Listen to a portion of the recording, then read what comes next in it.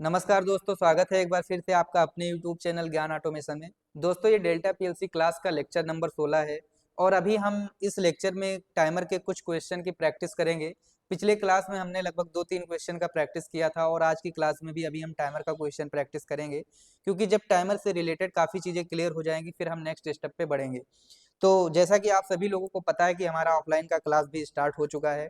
जो लोग भी ऑफलाइन का क्लास करना चाहते हैं तो आप हमारे कॉन्टैक्ट नंबर पे कॉन्टैक्ट कर सकते हैं और हमारे व्हाट्सएप ग्रुप का लिंक भी डिस्क्रिप्शन बॉक्स में दिया गया है, वहाँ से आप व्हाट्सएप ग्रुप को भी ज्वाइन कर सकते हैं। बाकी कुछ लोगों का ये भी इंक्वायरी था कि सर आपने ऑफलाइन ट्रेनिंग सेंटर शुरू कर दिया तो क्या अभी यूट्यूब पे वीडियो मिलेगी? तो मैं आप लोगों को बता दूं कि जैसे अभी हम यूट्यूब पे वीडियो ला रहे हैं आपके लिए, इससे भी अच्छा यूट्यूब पे वीडियो लाते रहेंगे, क्योंकि ऑफलाइन का एक अलग कंडीशन है और ऑनलाइन का एक अलग कंडीशन है। ठीक है, तो आइए अब वीडियो को शुरू करते हैं। तो आज की क्लास में हम लोग टाइमर के कुछ क्वेश्चंस हैं जो कि बहुत इंपॉर्टेंट क्वेश्चन है, उनका प्रैक्टिस करेंगे। जैसे कि आपने देखा होगा कहीं ना कहीं एक साइकिल रिपीट का प्रोग्राम। ठीक है, जैसे बहुत सारा प्रोसेस ऐसा होता है जिसको बोलते हैं साइकिल रिपीट। जैसे मान लीजिए कि आपके पास दो मोटर है तो आपको पहले एक मोटर चलाना है, फिर 10 सेकंड बाद दो मोटर चलाना है और इसी प्रोसेस को बार बार से रिपीट करवाना है। अब अगर ऐसा प्रोग्राम बनाना है तो आप कैसे बनाएंगे, जिसको साइकिल रिपीट का प्रोग्राम बोलते हैं। ठीक है, तो यहाँ पे साइकिल रिपीट में लिख देता हूँ।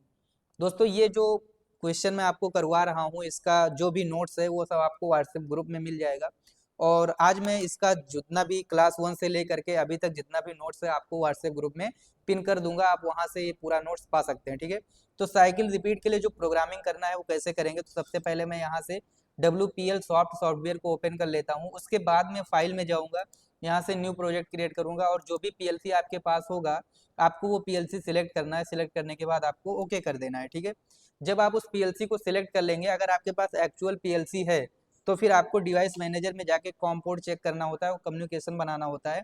कम्युनिकेशन कैसे बनाते हैं अगर आपने अभी तक वो वीडियो नहीं देखा तो जा करके देख सकते हैं।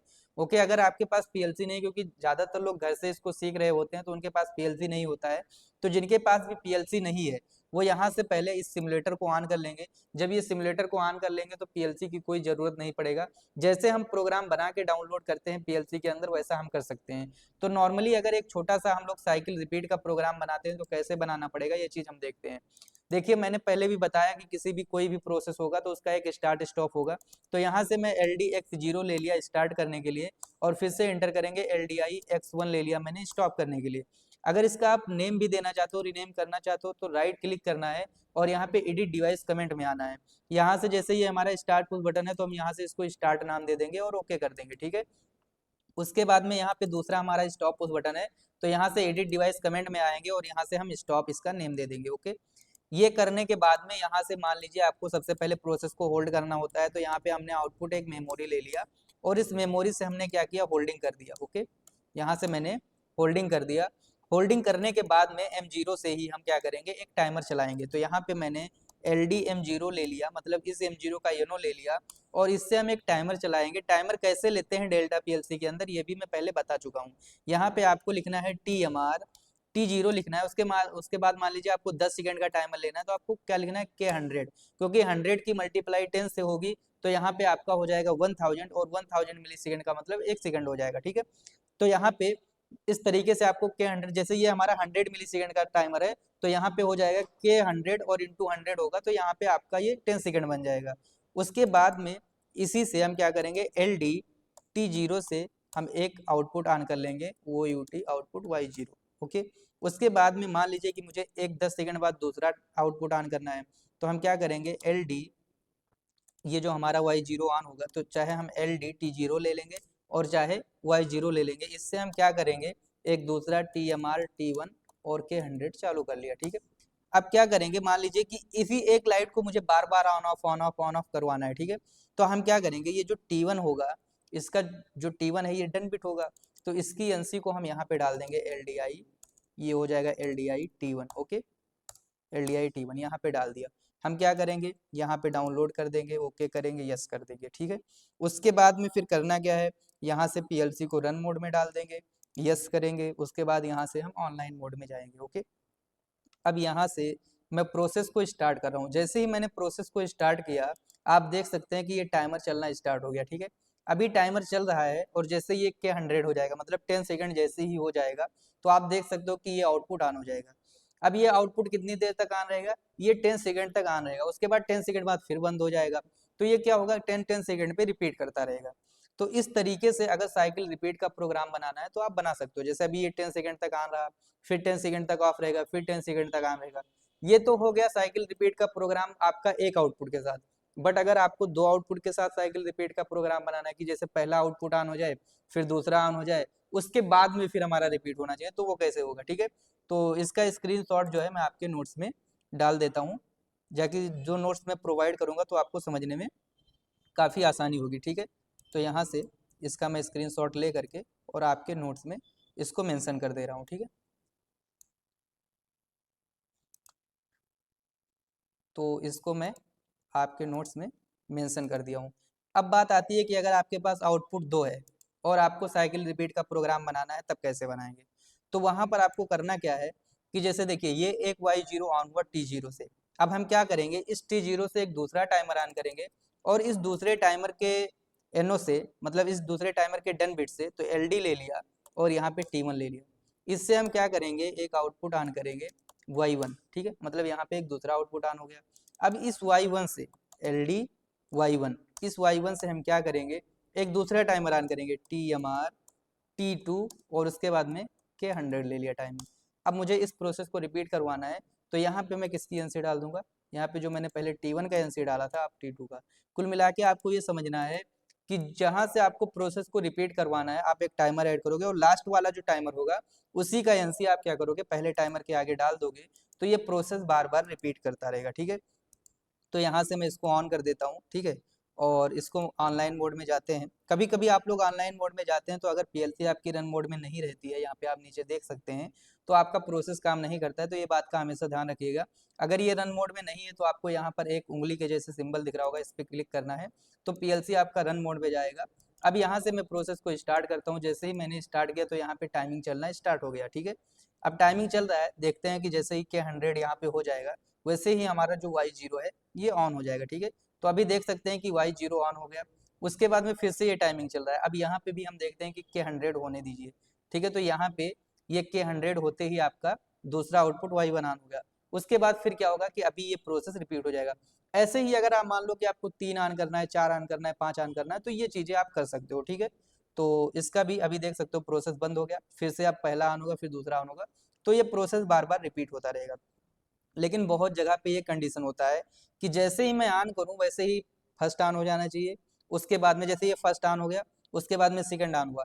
लेकिन अब जब हम बंद करेंगे ना, मान लीजिए कि हमने स्टार्ट कर दिया, तो स्टार्ट होने के बाद में ये साइकिल ऐसा होना चाहिए कि जैसे ही मैं स्टार्ट बटन दबाऊं तो पहले y0 ऑन हो जाए, उसके बाद में y1 हो जाए। लेकिन जब मैं स्टॉप करूं तो पहले y1 स्टॉप हो, फिर y0 स्टॉप हो। कैसे, उसकी कंडीशन को मैं समझाता हूँ, फिर उसकी भी प्रोग्रामिंग करेंगे, जो कि बहुत जगह पे होता है। वो आपके लिए बहुत ही इंपॉर्टेंट है सीखने के लिए, ठीक है। तो सबसे पहले मैं इस प्रोग्राम का स्क्रीनशॉट आपके नोट्स में डाल देता हूँ, ठीक है। ये जो नोट्स है मैं बार बार कहता हूँ कि व्हाट्सएप ग्रुप में आपको प्रोवाइड हो जाएगा, ये आपका बहुत ही काम आएगा। जो नोट्स है आप इसको प्रिंट आउट करके आप रख भी सकते हैं, ठीक है। तो ये हो गया आपका सिंगल राइट का और ये हो गया डबल राइट का, कि अगर आपको रिपीट करवाना है, ठीक है।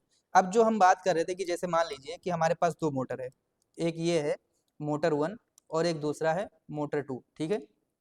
तो यहाँ से हमारे पास अगर दो मोटर है, मोटर 1 और मोटर 2, ये हो गया आपका मोटर 1 और ये हो जाएगा आपका मोटर 2। तो बहुत जगह पे कंडीशन ऐसा रहता है कि पहले मोटर 1 ऑन हो जाए, उसके 10 सेकंड बाद में मोटर 2 ऑन हो, ठीक है। लेकिन जब हम ऑफ करें, जब हम इसको ऑफ करें तो पहले मोटर 2 ऑफ हो जाए और उसके 10 सेकंड बाद मोटर 1 ऑफ होना चाहिए। तो उसके लिए कैसे हम इसका प्रोसेस को बनाएंगे, ये चीज हम लोग देखते हैं, ठीक है। तो इसके लिए अगर प्रोग्रामिंग करना है हमें, तो सबसे पहले तो हमें सॉफ्टवेयर ओपन करना पड़ेगा। जो हमारा स्टार्ट स्टॉप का प्रोसेस है, वो तो हम कोई भी चीज बनाएंगे तो स्टार्ट स्टॉप का प्रोसेस रहेगा ही रहेगा, ठीक है। अब करना क्या है कि सबसे पहले M0 से यहाँ पे एक टाइमर, जो हमारा वो प्रोग्राम था वही रखेंगे कि यहाँ पे y0 ऑन हो गया।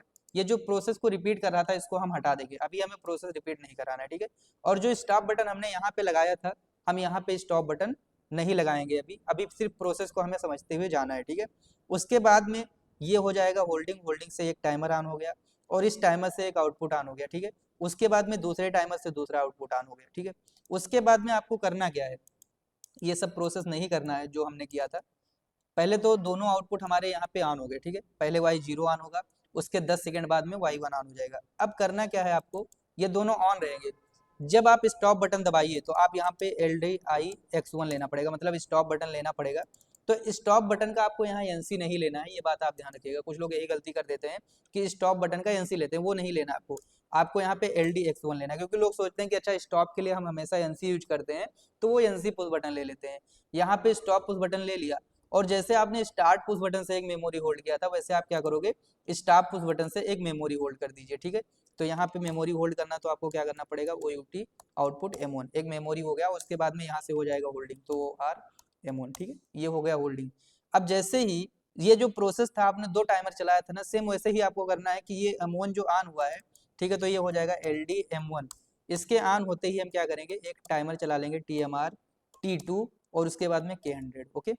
तो जैसे ही आप यहाँ पे 10 सेकंड पूरा हो जाएगा K2 का, वैसे ही आप क्या करिएगा कि इस आउटपुट Y1 को बंद करना है ना, तो आप यहाँ पे डाल देंगे LDI T2। तो जैसे ही टाइमर दूसरा ऑन होगा, वैसे ही क्या करेगा, वो पहले वाले आउटपुट को बंद कर देगा। उसके बाद में फिर हमारा ये जो Y0 है, ये बंद होना चाहिए। तो हम क्या करेंगे कि यहाँ से जो LD T2 है, इससे हम एक दूसरा टाइमर ऑन कर लेंगे, TMR T3 और K100, मतलब 10 सेकंड का। और इस टाइमर से हम क्या करेंगे, ये जो Y0 है, इसको तो बंद ही बंद करना है, तो यहाँ पे हम डालेंगे LDI T3, ये बंद हो जाएगा। प्लस में इसकी होल्डिंग भी टूट जाए, ताकि नेक्स्ट टाइम जब मैं स्टार्ट करूँ तो प्रोसेस स्टार्ट होना चाहिए। तो LDI T3 यहाँ भी हो जाएगा, और प्लस में जो हमने स्टॉप किया था, तो यहाँ पे जो M1 में होल्डिंग हो गया था, ये भी होल्डिंग टूट जाना चाहिए। तो यहाँ पे हो जाएगा LDI T3, क्योंकि अगर होल्डिंग नहीं टूटेगा तो ये कंटिन्यू स्टॉप का सिग्नल जाता रहेगा, ठीक है। इसको हम डाउनलोड कर देते हैं और यस करते हैं, ठीक है। यहाँ से हमने इसको डाउनलोड कर दिया और यस कर दिया। उसके बाद में यहाँ से ऑनलाइन मोड में जाएंगे। तो सबसे पहले मैं प्रोसेस को यहाँ से स्टार्ट कर देता हूँ। जैसे ही मैंने प्रोसेस को स्टार्ट किया, आप देख सकते हैं कि पहले यहाँ पे आपका Y0 ऑन हो जाएगा 10 सेकंड बाद में, ठीक है, तो तभी टाइमिंग चल रहा है।